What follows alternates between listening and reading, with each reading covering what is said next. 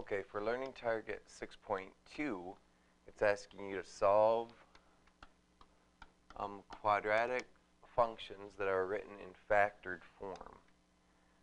So something like this, where you can see the two linears. And we did quite a few of these in class, but just to remind you, remember we're going to use something called the zero product property, where if you know together that they are equal to 0, then one of them must be 0, or maybe they're both 0.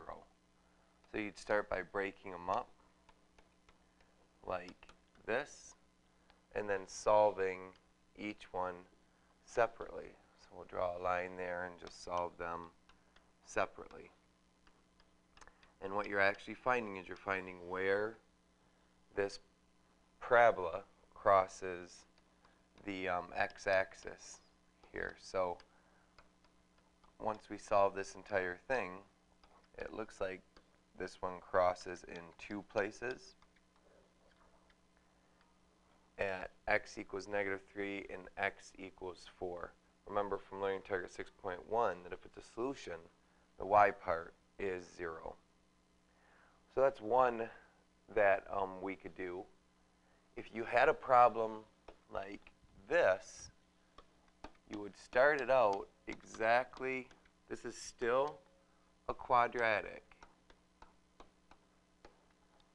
And so you could break this up and say x equals 0 and 3x minus 12 equals 0 and solve it from there. This part is already solved. One of the solutions is 0. You would just have to solve that second part like we did in the previous example.